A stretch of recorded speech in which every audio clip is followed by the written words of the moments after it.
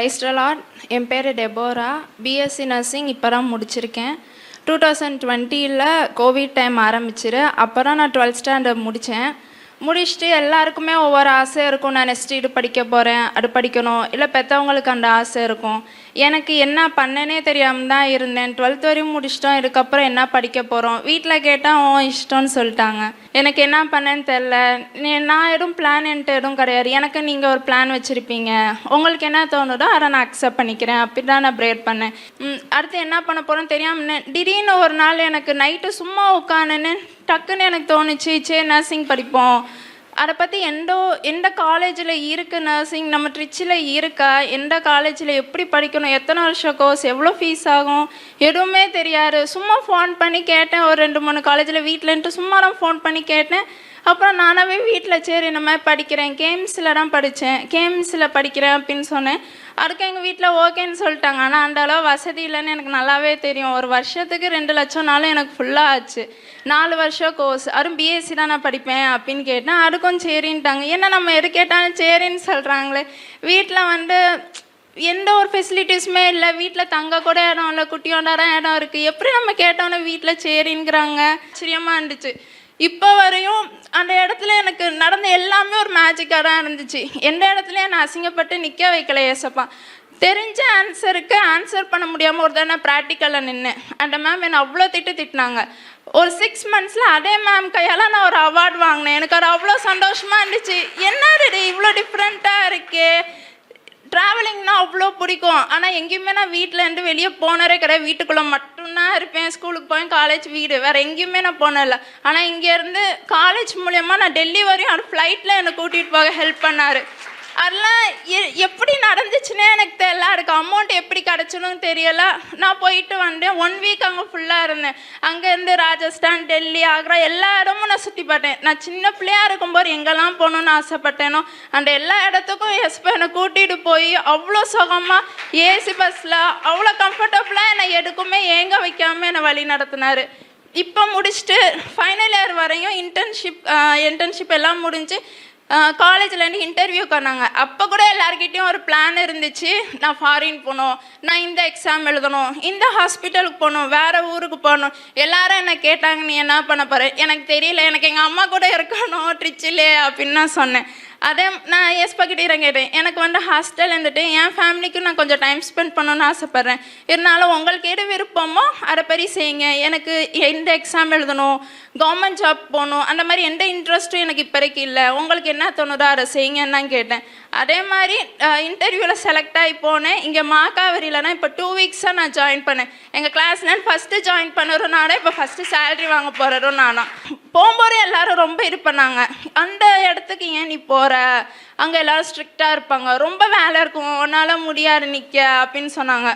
போகும்போது இதே பயத்தோடு தான் போன ஃபஸ்ட் டேவே அவ்வளோ ஆச்சரியப்பட்டேன். அங்கே இருக்க இன்சார்ஜஸ் சிஸ்டர்ஸ் எல்லாம் பொண்ணு மாதிரி என்னை பார்த்தாங்க. என்னை பக்கத்தில் தட்டி கொடுத்து எனக்கு சொல்லி கொடுத்தாங்க.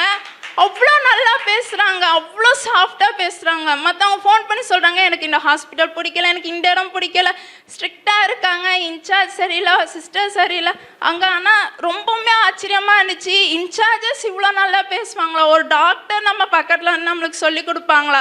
கூட இருக்க கோவர்க்கர்ஸ் ஒரு அக்கா தங்கச்சி மாதிரி நம்ம கூட பழகுவாங்களா? சேர்ந்த ஒரே நாளில் நான் இவ்வளோ ஃபீல் பண்ணேன். அந்த இடம் எனக்கு அவ்வளோ பிடிக்க ஆரம்பிச்சு. இவ்வளோ நாள் என்னை வழி நடத்தினவர் இதுக்கப்புறமே நான் அழகாக வழி நடத்துவேன். அவன் மேலே அவ்வளோ ஹோப் இருக்குது. என்னால் தான் எங்கள் அம்மா கிறிஸ்டினாவும் மாறினாங்க. என்னால் தான் எங்கள் அம்மா இன்றைக்கி இந்த சர்ச்லேயும் உட்காந்துருக்காங்க. என்னை குறித்து ஏதோ ஒரு பிளான் வச்சுருக்காரு. அவர் பிளானில் எனக்கு அவ்வளோ ட்ரஸ்ட் இருக்குது. அவர் வழி நடத்துவாங்க. எனக்காக ப்ரே பண்ண பாஸ்டர், இங்கே இருக்க ஒவ்வொருத்தவங்களுக்கு, அவங்க ஃபேமிலி மெம்பர்ஸ் எல்லாத்துக்கும் ரொம்ப thank you. So what is the anointing of the Holy Spirit? பரிசுத்த ஆவியான என்ன? The word of God, the word and the spirit is what called the anointing. Anointing என்று சொன்னால் ரப்பிங் என்று சொல்வார். அதாவது தேய்ப்பது. என்ன செய்வாங்க, நாடு சொல்கிறார் இல்லையா, சங்கீதம் 23 என் தலையை எண்ணெய் நாள் அபிஷேகம் பண்ணி என் பாத்திரம் நிரம்பி வலிக்குது. அந்த ஆடை என்ன பண்ணுவார்களாம், அந்த ஈ அப்படியே அது தலையில் உட்காந்துட்டு இந்த ரத்தத்தெல்லாம் உறிஞ்சு எடுக்கும்.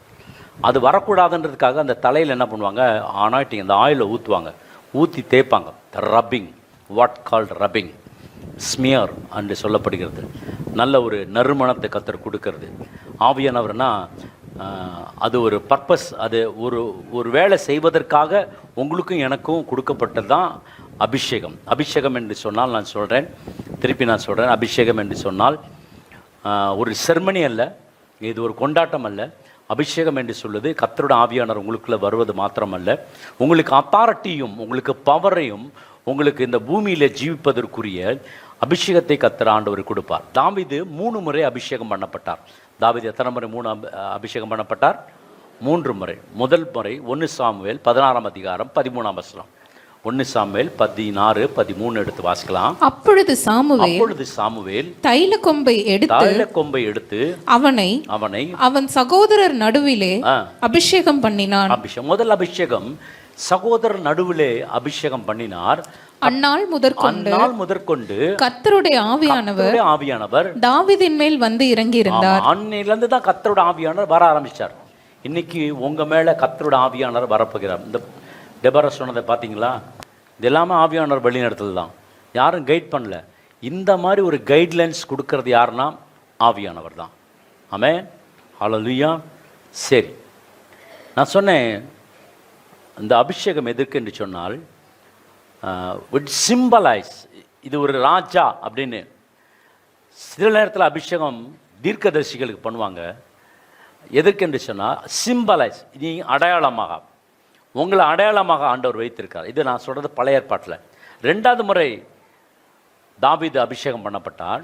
இஸ்ரவேலின் மூப்பர் எல்லாரும் எப்ரோனிலே ராஜாவினிடத்தில் வந்தார்கள்.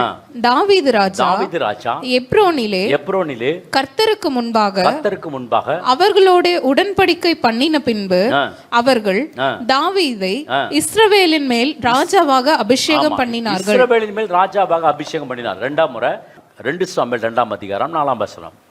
அப்பொழுது யூதாவின் மனுஷர் வந்து அங்கே தாவீதை யூதா வம்சத்தின் மேல் ராஜாவாக அபிஷேகம். எப்ரோன்ல 7.5 வருஷம் ஆட்சி செய்வான். ஜெருசலேமில் 33 வருஷம் ஆட்சி செய்வான். ஆக 3 வகையான அபிஷேகம். ஏன் அபிஷேகம் வேணும்னா மார்க் 6ஆம் அதிகாரம் 13ஆம் வசனம் எடுத்து வாசிங்க. மார்க் 6ஆம் அதிகாரம் 13ஆம் வசனம்.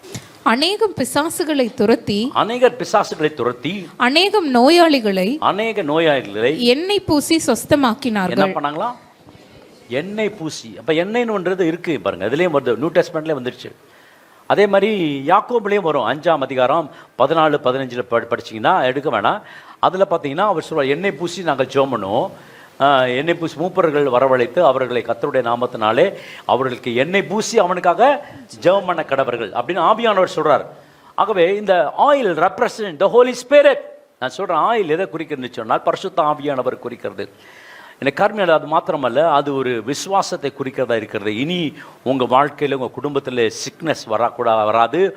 உங்களுடைய வீட்டிலே ஐஸ்வர்யம் தங்கும். உங்கள் குடும்பத்தில் தேவனுடைய பிரசன்னம் அபிஷேகம் மாத்திரம் உங்கள்கிட்ட இருந்துச்சுன்னா பிசாசு டச் பண்ணவே முடியாது. வசனம் சொல்லுகிறது, அபிஷேகத்தினால நுகங்கள் முறிக்கப்படும். எனக்கு பிரியமான தேவச்சனமே, இந்த அபிஷேகம் இருந்துச்சுன்னா பாருங்க, இந்த அபிஷேகம் உங்களோடு கூட இருக்கணும்.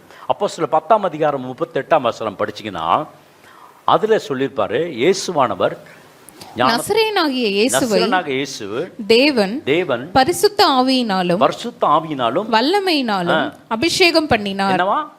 பரிசுத்த ஆவியினாலும் வல்லமையினாலும் என்ன பண்ணாரா?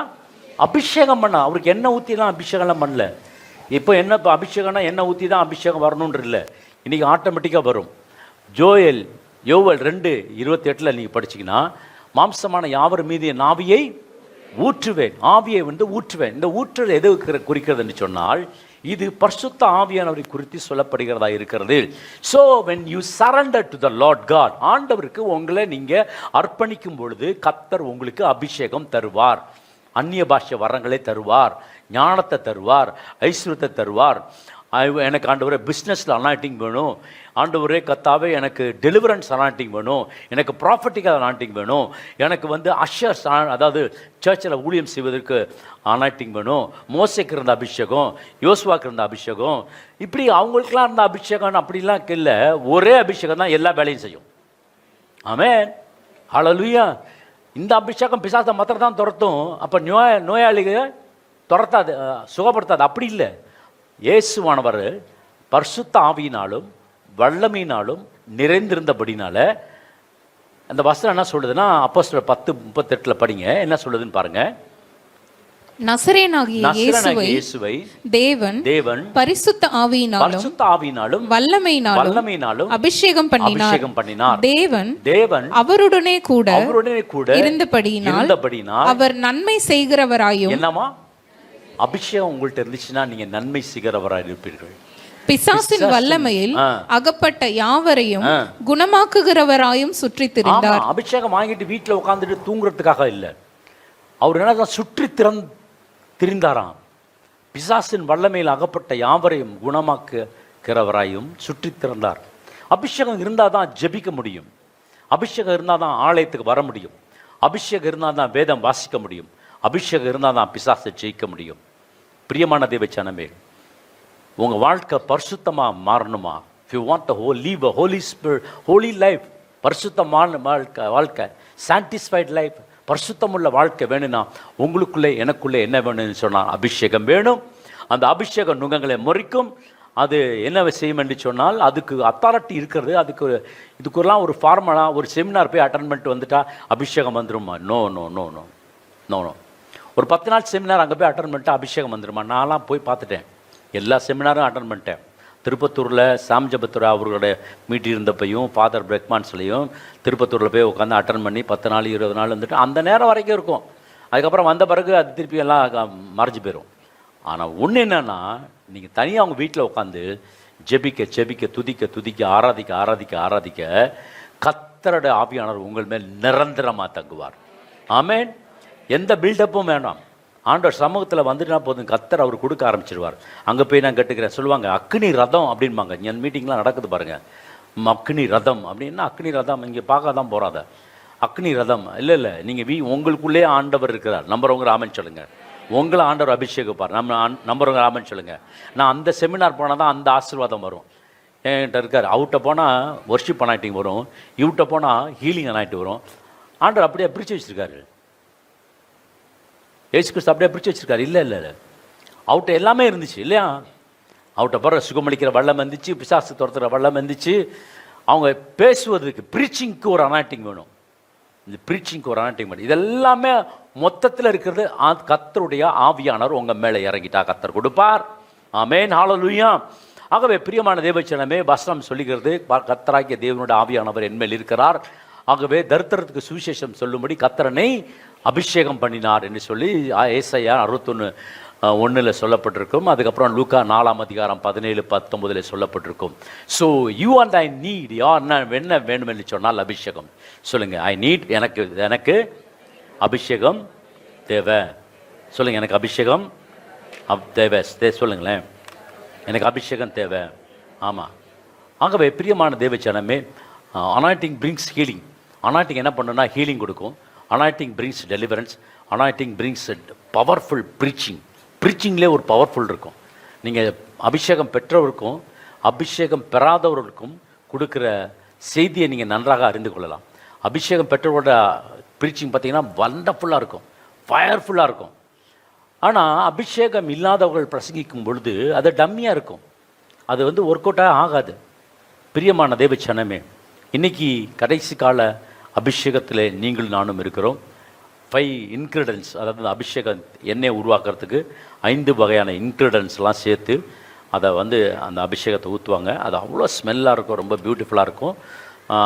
அந்த அந்த பகுதி எதில் சொல்லப்பட்டிருக்கும்னா, இயேசு கிறிஸ்து வீட்டுக்கு வரும்பொழுது அந்த மரியாள் என்ன பண்ணால் ஆல்பஸ்டார் அதை உடச்சி, அந்த சென்ஸை உடச்சி ஆண்டோட பாதத்தில் ஊற்றுவார். அப்படி ஊற்றும் பொழுது அந்த வீடு முழுதும் என்ன பண்ணுச்சுன்னா நறுமணத்தினால நிரம்பி இருந்துச்சான்.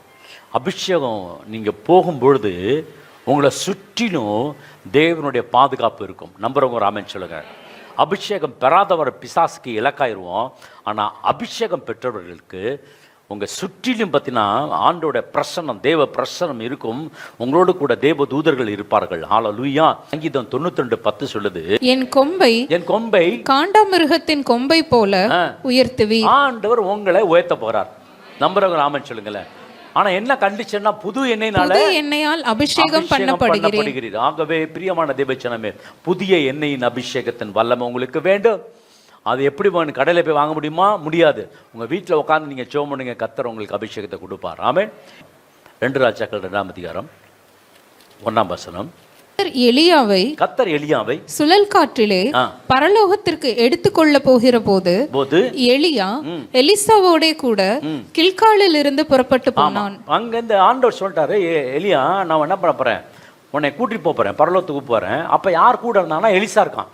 எலிசா வந்து என்ன சொல்றான், எலிசா எங்க இருக்கான்னா கீழ்கால். சொல்லுங்களேன், கீழ்கால். கீழ்கால் என்று சொன்னால் வசனம் சொல்கிறது, கீழ்கால் மீன்ஸ் ரோலிங் ஸ்டோன், அதாவது இந்த சர்க்கிள் ஆஃப் ஸ்டோன்ஸ், மெமோரியல். அது ஒரு மெமோரி, அது ஒரு ஞாபகமான ஒரு குறி, ஒரு அடையாளம். அந்த இடத்துல இருந்து தான் ஸ்டார்ட் பண்ணுறாங்க அபிஷேகம். பாருங்கள் எப்படி வருது பாருங்கள். இப்போல்லாம் என்ன பண்ணலாம், எலிசா வந்து எலிசாட்ட வந்து என்ன பண்ணல, உங்கள் அபிஷேகத்தை 2 மடங்காக கொடுங்கன்னு கேட்கல. அவன் எங்கே கேட்குறான்னா கடைசியில் தான் கேட்குறான். நம்மளாம் என்ன பண்ணுவோம், கொடுக்கறத கொடுங்க வாங்கிட்டு போகிறேன் அப்படின்னு நினைப்போம். ஆனால் அவன் அப்படி கேட்கல. 2ஆம் வசனம், எலியா எலிசாவை நோக்கி, நீ இங்கே இரு, கர்த்தர் என்னை பெத்தேல் மட்டும் போக அனுப்புகிறார் என்றான். அதற்கு எலிசா, நான் உம்மை விடுகிறதில்லை என்று கர்த்தரின் ஜீவனையும் உம்முடைய ஜீவனையும் கொண்டு சொல்லுகிறேன் என்றான். அப்படியே இருவரும் பெத்தேலுக்கு போனார்கள். எலியா சொல்றான், நான் இங்கே இரு போதும் பரவாயில்லன்றான். ஆனா ஆண்டவர் திட்டம் வச்சிருக்கிறது வேற. எலியா திட்டம் என்னன்னா, அவன் இவனோட போட்டு அந்த அபிஷேகம் இல்லை, இந்த அபிஷேகம் உங்களுக்கும் எனக்கும் ஆண்டவர் கொடுக்க இருக்கிறார். எங்கே போகிறாங்களாம், பெத்தேல் வரைக்கும் போகிறாங்களாம். பெத்தேல் என்னன்னா ஹவுஸ் ஆஃப் காட், தேவனுடைய வீடு. அது மாத்திரம் இல்லை, இந்த விஷன் ஆஃப் லேடர், அந்த இடத்துல தான் விஷன் தரிசனத்தை பார்க்குறாங்க. ஒரு ஏணி இருக்கிறத பார்க்குறாங்க. உங்கள் வாழ்க்கையிலும் ஏணி கர்த்தர் வைத்திருக்கிறார். நீ மேலே போகும்படி கர்த்தர் ஆண்டவர் உங்களை உயர உயர ஒரு நாளும் கர்த்தர் உயர்த்த அவர் சித்தமுள்ள தேவனாக இருக்கிறார். ஹல்லேலூயா. ஆனால் அவன் என்ன சொல்கிறான், நான் உன்னை விட்டு என்ன செய்ய மாட்டேன், போக மாட்டேன். இவன் சொல்கிறான் போன்னு, அவன் சொல்ல மாட்டான். கர்த்தருடைய ஜீவனை கொண்டு சொல்கிறேன், என்னுடைய ஜீவனை கொண்டு சொல்ல நான் போக மாட்டேன்யா. இவ்வளோ நாள் உங்ககிட்ட வேலை செஞ்சு போடுறது சும்மாவா போகிறது இல்லை.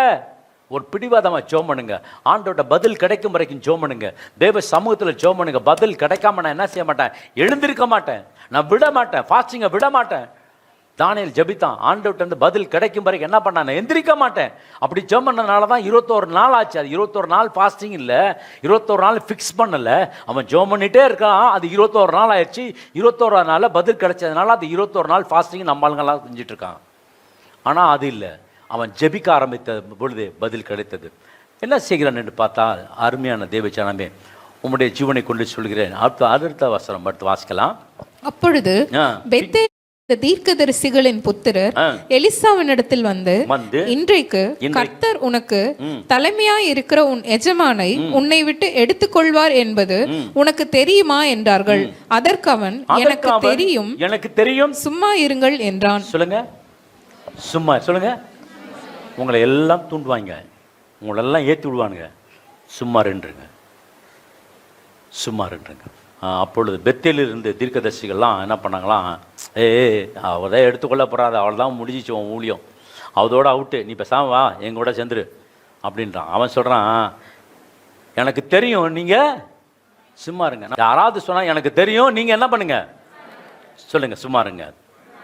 ஆமென். அடுத்த பகுதி வாசம் படிக்கலாம். பின்பு எலியா அவனை நோக்கி எலிசாவே நீ இங்கே இரு, கர்த்தர் என்னை எரிகோ மட்டும் போக அனுப்புகிறார் என்றான். ஆமா பாருங்க, வந்து எங்க வந்தாங்க, கீழ்கால் வந்தாங்க. அதுக்கப்புறம் எங்க வந்தாங்க, பெத்தேல் வந்தாங்க. பெத்தேல் அப்படின்னு சொன்னால் உங்களுக்கு சொன்னேன், ப்ராமிஸ் லேண்ட், அதாவது ஆண்டவராகிய தேவன் அந்த இடத்துல தேவனுடைய வீடு என்று சொல்லப்படுகிறது. ஃபெய்த் அண்ட் ஒபீடியன்ஸ் அந்த இடத்துல இருக்கிறது. நீங்களும் நானும் விசுவாசிக்கணும், அடுத்தது கீழ்ப்படியணும். அடுத்த காரியம் என்னென்னா, எரிகோக்கு வந்துட்டாங்க. எரிகோ இடத்துல வரும்பொழுது அவன் சொல்கிறான், நான் போகிறேன், நீ போயிரு, திருப்பி எல்லா தரையும் போகிறேன், நீ போயிருன்றான். நீ இங்கே இரு அப்படின்றான். நீ இங்கே இரு. நிறைய பேரோட வாழ்க்கையில் என்னென்னா, நம்ம முன்னேற விட மாட்டாங்க. ஜெரிகோ ஆண்டவர் ஏன் அந்த இடத்த வச்சார்னா, ஜெரிகோ தான் தடையாக இருந்துச்சு, ஆசீர்வாதத்துக்கு தடையாக இருந்துச்சு. மக்கள் எல்லாரும் போக முடியல, எங்கள் ஆசீர்வாதத்தை கானான் தேசத்துக்குள் போக முடியல, முழுமையை சுதந்திரிக்க முடியல. இந்த எரிகோ இடத்துல வந்த பொழுது அவன் சொல்கிறான், நீ போ அப்படின்றான். அவன் சொல்கிறான், இல்லை நான் போக மாட்டேன், நான் உன் கூட தான் இருப்பேன், நீ என்ன பண்ணு, நீ சும்மா இருங்கள். இப்போ சொல்லிக்கிட்டே இருக்கலாம் பாருங்களேன். அதற்கு எனக்கு தெரியும், அதுக்கப்புறம் என்ன பண்ணுறாங்களா, கூடி இருக்க ஜனங்கள்லாம் சொல்கிறாங்களா, இந்த பாரு உங்கள் எஜமானை வந்து எடுக்க போகிறாரு, அது உனக்கு தெரியுமா அப்படின்னு கேட்குறாரு. அதற்கு அவன் சொல்கிறான், எனக்கு தெரியும். சும்மா இந்த டைலாக் தான் திருப்பி திருப்பி சொல்லிட்டே இருக்கான். இந்த வசனத்தை தான் திருப்பி திருப்பி சொல்கிறேன். நீங்களும் திருப்பி திருப்பி திருப்பி ஆண்டோட வார்த்தையை சொல்லிக்கிட்டே இருங்க. கர்த்தர் உங்களை கீழாகாமல் மேலாக்குவார், வாழாகாமல் தலையாக்குவார். நீங்கள் போகிறதெல்லாம் கர்த்தர் செழிப்பை கர்த்தர் கொடுப்பார். ஆமென். பின்பு எலியா அவனை நோக்கி, நீ இங்கே இரு அப்படின்ட்டான். 6ஆம் வசனம். பின்பு எலியா அவனை நோக்கி, நீ இங்கே இரு, கர்த்தர் என்னை யோர்தானுக்கு அனுப்புகிறார் என்றான். அதற்கு அவன், நான் உம்மை விடுகிறதில்லை என்று கர்த்தருடைய ஜீவனையும் உம்முடைய ஜீவனையும் கொண்டு சொல்லுகிறேன் என்றான். அப்படியே இருவரும் போனார்கள். பாருங்க, இப்ப எங்க பண்ணிட்டாங்கன்னா, எங்க வந்துருக்காங்க, யோர்தான் வந்துட்டாங்க. ஜோர்டான். டிஸ்கரேஜ் பண்றதுக்கு நிறைய பீப்புள் இருக்காங்க. எலியாவே சொல்றான், வேணாம் விட்டுரு, போயிடுறீங்க அப்படின்றான்.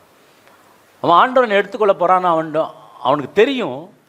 ஆனால் அவன் சொல்கிறான், நான் எலியா எங்கே போகிறேன், பெத்தேலுக்கு போகிறேன், பரலோகத்துக்கு போகிறேன்னு சொல்லவே இல்லை ஒரு இடத்துல கூட. ஆரம்பத்தில் பார்த்தீங்கன்னா கீழ்கால்லேருந்து போகிறான். நான் எங்கே போகிறேன், பெத்தேலுக்கு போகிறேன், நான் ஜோர்டானுக்கு போகிறேன், இப்படி தான் கீழ்காலுக்கு இப்படி தான் சொல்லிட்டு இருக்கான். உடனே நான் பரலோகத்துக்கு போகிறேன்னு சொல்லவே இல்லை.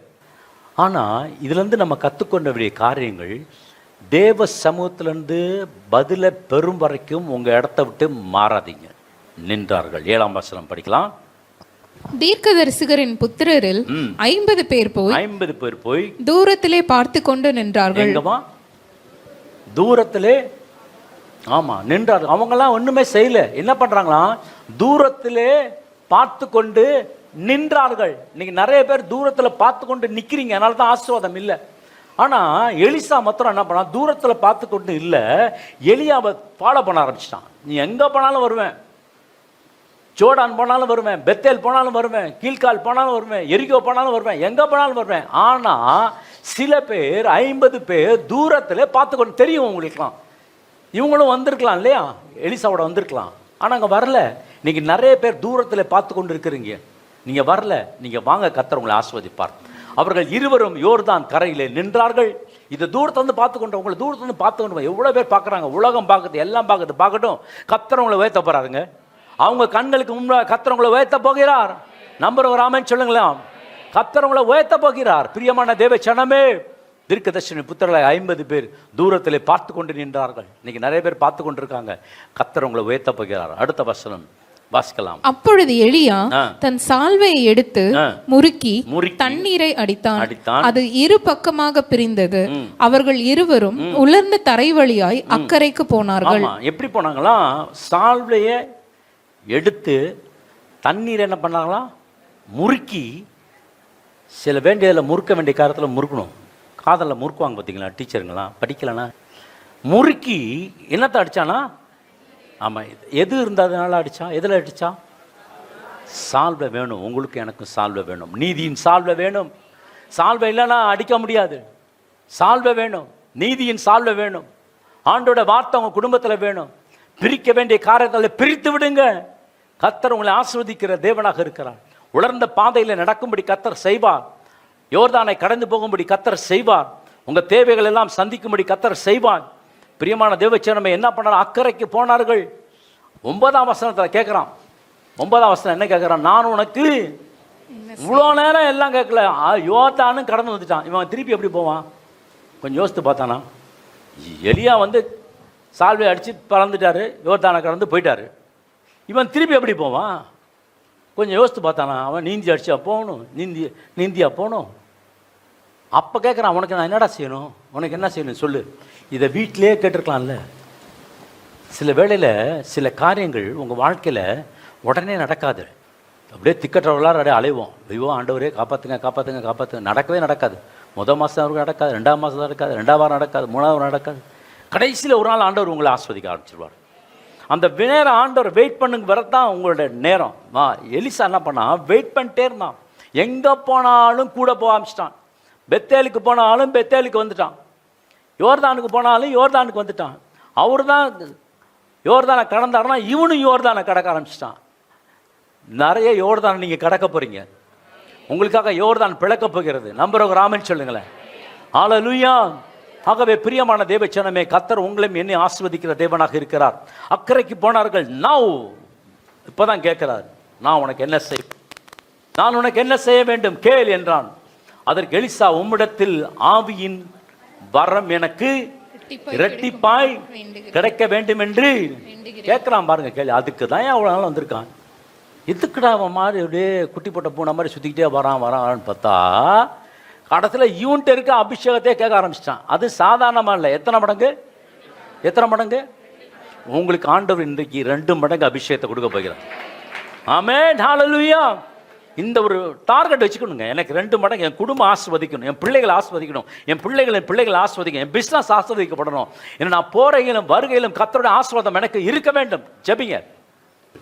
10ஆம் வசனம் சொல்லுது, அதற்கு அவன் அரிதான காரியத்தை கேட்டாய். ஆமா சொல்லிட்டார், எடுத்தானே சொல்லிட்டார், அரிதான காரியம். இது வந்து சாதாரண இல்லை. அப்ப அபிஷேகம் எவ்வளவு காஸ்ட்னு யோசித்து பாருங்க. அரிதான காரியம் அல்ல. இன்னைக்கு நீங்க பெற போற அபிஷேகம் சாதாரண அபிஷேகம் அல்ல. கர்த்தருடைய ஆவியானவர், தேவனின் ஆவியானவர், கிறிஸ்துவின் ஆவியானவர், அவர் உங்க மீது வர்றது சாதாரண காரியம் அல்ல. அரிதான காரியங்களை நீ கேட்டாய். உன்னை விட்டு நான் எடுத்துக்கொள்ளப்படுகையில் என்னை நீ கண்டால் உனக்கு கிடைக்கும், இல்லாவிட்டால் கிடைக்காது என்றான். அவர் சொல்லிட்டு போயிட்டார், எனக்கு ஏங்காடே கிடையாது. அப்ப அபிஷேகம் யாரை சார்ந்து இருந்துச்சுன்னா கர்த்தரை சார்ந்து இருந்துச்சு. இவர் கொடுக்க முடியாது, நான் கொடுக்க முடியாது, எந்த மனுஷரும் கொடுக்க முடியாது, எந்த நபரும் கொடுக்க முடியாது. கர்த்தர் ஒருவர் தான் கொடுக்க முடியும். ஆமென். அதுதான் இம்பார்ட்டன்ஸ் பண்ணுறேன். நான் கொடுக்க முடியாது. எலிசா, நீ எனக்கு நீ என் கைக்கு நீ தண்ணி ஊற்றி இருந்திருக்கலாம், என் கூட நீ இருந்திருக்கலாம், ஆனால் இது நான் கொடுக்க முடியாது. என்னை நீ பார்த்தினா ஒரு வேளை உனக்கு கிடைக்கும் அப்படின்னு ஒரு ஹிண்டை மாத்திரம் கொடுத்துட்டு போறார். அவர்கள் பேசிக்கொண்டு நடந்து போகையில் இதோ அக்கினி ரதமும் அக்கினி குதிரைகளும் அவர்கள் நடுவாக வந்து இருவரையும் பிரித்தது. எலியா சுழல் காற்றிலே பரலோகத்திற்கு ஏறி போனான். ஆமா, அக்கினி ரதமும் அக்கினி குதிரைகளும் அவர் நடுவாக வந்து இருவரையும் பிரித்தது. அபிஷேகம் பிரிக்கும். அபிஷேகம் பாவத்திலிருந்தும் சாபத்திலிருந்தும் உங்களை பிரிக்கும். பிரிச்சோடனே எலியா சுழல் காற்றில் பரலோகத்துக்கு ஏறி போனானா. ஏறி பரலோகத்துக்கு போகிறான். எலிசா அதெல்லாம் இதுக்கு முன்னாடி பார்த்ததே கிடையாது. இப்படிலாம் நடந்ததான் பார்த்ததே கிடையாது. ஆனால் வசனம் சொல்லுது, எலிசா கண்டு அப்படின்னு போட்டிருக்கோம். என்ன போட்டிருக்கு? எலிசா கண்டு. நீங்களும் பார்க்க போறீங்க. ஆமென். என்ன கண்டு? என்ன பண்ண பார்த்துட்டு அப்படியே இல்லை.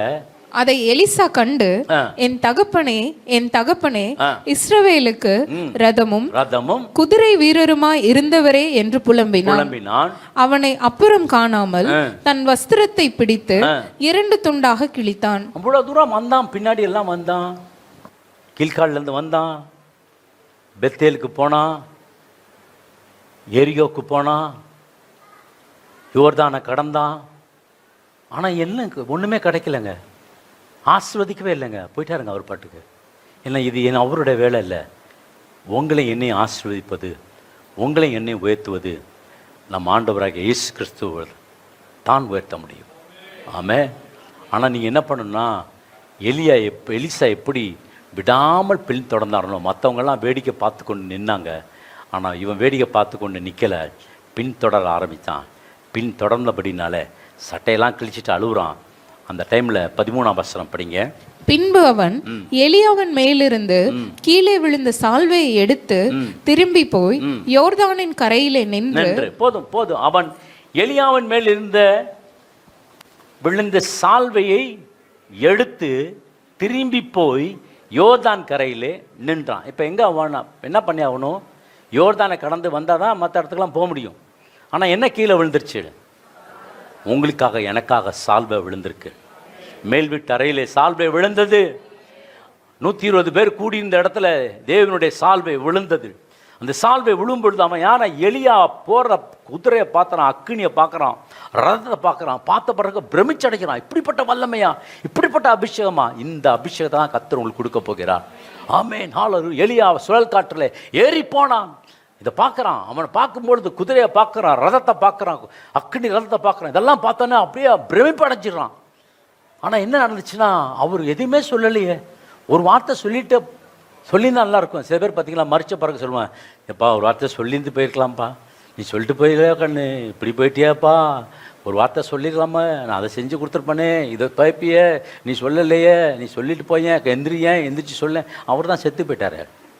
இப்போ பூமியில் இருந்தப்போ வச்சுருந்தீங்கன்னா நல்லா இருந்திருக்கும். இந்த சால்வை எடுத்து என்ன பண்ணான் தெரியுமா, எரிகோல புரண்டு வருகிறான், என்ன பண்ணான், ஓங்கி அடித்தான். வசனம் 14 எடுத்து வாசிக்கலாம். எலியாவின் மேலிருந்து கீழே விழுந்த சால்வையை பிடித்து எலியாவின் தேவனாகிய கர்த்தர் எங்கே என்று சொல்லி தண்ணீரை அடித்தான். தண்ணீரை அடித்தவுடன் அது இரு பக்கமாக பிரிந்ததினால் எலிசா இக்கரை பட்டான். இப்ப இங்கிட்டு வரணும். அதுக்கு என்ன காரணம்னா, வெறும் சால்வை வச்சுட்டு அப்படியே ஜோமன்ட்டே உட்காந்துட்டு இருக்க கூடாது. அடிக்க வேண்டிய காலத்துல அடிக்கணும், விரட்ட வேண்டிய பிசாசை விரட்டணும், சுகமாக்க வேண்டிய வியாதியை சுகமாக்கணும். அப்படியே ஆண்டவர் கொடுத்தார், கத்தர் எடுத்தார். எனக்கு நல்லா இருந்துச்சு ஆண்டவர். போன வருஷம்லாம் ரொம்ப நல்லா இருந்துச்சு, இந்த வருஷம் தான் சரியில்லை. பரவாயில்ல போட்டு ஆண்டவரே, நான் தாங்கிக்குவேன், நீ எவ்வளோ கொடுத்தாலும் பரவாயில்ல. அப்படி இல்லை, மாற்றி அமைங்க, கத்தரை ஆஸ்வதிப்பார். ஆமென். நீங்கள் சும்மா இருங்க, எனக்கு தெரியும் என் ஆண்டவர் என்னை உயர்த்துவார். ஆமென். சொல்லுங்க, எனக்கு தெரியும் என் ஆண்டவர் என்னை உயர்த்துவார். ஆமென். ஹல்லேலூயா. எரிகோவில் பார்த்து கொண்டிருக்கவன் இன்னும் பார்த்துட்டு தான் இருக்கான். எரிகோவில் பார்த்து கொண்டு நின்ற தீர்க்கதரிசிகளின் புத்திரர் அவனை கண்டவுடனே எலியாவின் ஆவி எலிசாவின் மேல் இறங்கி இருக்கிறது என்று சொல்லி அவனுக்கு எதிர்கொண்டு போய் தரை மட்டும் குனிந்து அவனை வணங்கி இதோ உமது அடியாரோடே 50 பலவான்கள் இருக்கிறார்கள். பாருங்க, இப்ப என்ன பண்ணிட்டானா, தண்ணீரை அடிக்கணும். இப்ப அக்கறைப்பட்டு போனோமே, அப்போ என்ன செய்யணும்னா, அந்த சால்வையை பிடிச்சிக்கிட்டு உட்காந்து அழுகுறதுக்கு இல்லை, அவன் என்ன பண்ண, செயல்பட ஆரம்பிச்சிட்டான். அவர் என்ன செஞ்சாரோ அதை செய்ய ஆரம்பிச்சிட்டான். செஞ்ச பொழுது என்னன்னா, யோர்தான் 2ஆக பிரிஞ்சிச்சு. அப்போ அவர் செஞ்சதை பார்த்ததுனால அந்த சால்வையை வச்சுட்டு பூஜைப்படுத்தாதபடி, பத்திரமா வச்சுட்டு அப்படியே இருக்காதபடி அதை எடுத்து என்ன பண்ணா, அடிக்க ஆரம்பிச்சான். 2ஆக பிளந்தது, அக்கறைப்பட்டான். இதை பார்த்துட்டு இருக்காங்க பார்த்தீங்களா ஒரு கூட்டம். உங்களெல்லாம் பார்த்துட்டு இருக்கோம், எப்படி அவன் முன்னுக்கு வந்துடலான்னு பார்த்துடலான்னு நல்லா தான் வருவீங்க நீங்கள். ஆமென். ஹல்லேலூயா. நீங்கள் ரொம்ப நல்லா தான் வருவீங்க. நான் நம்புறவங்க ஆமென் சொல்லுங்க.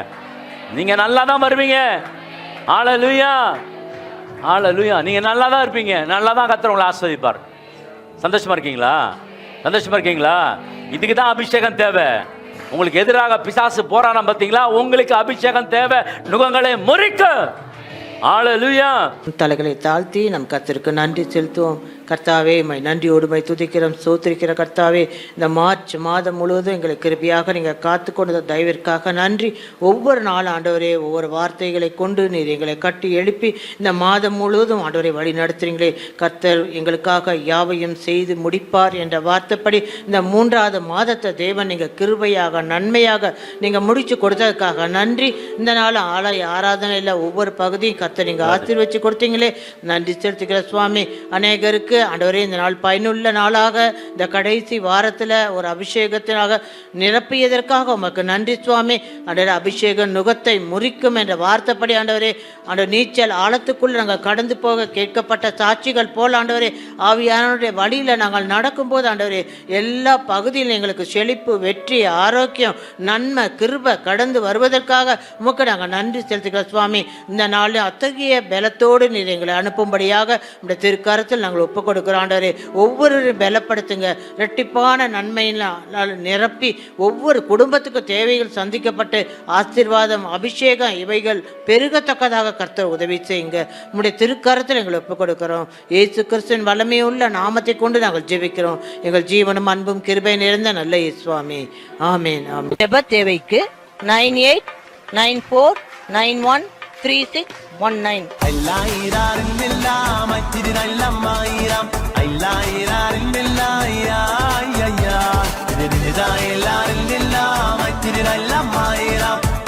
எல்லாரும்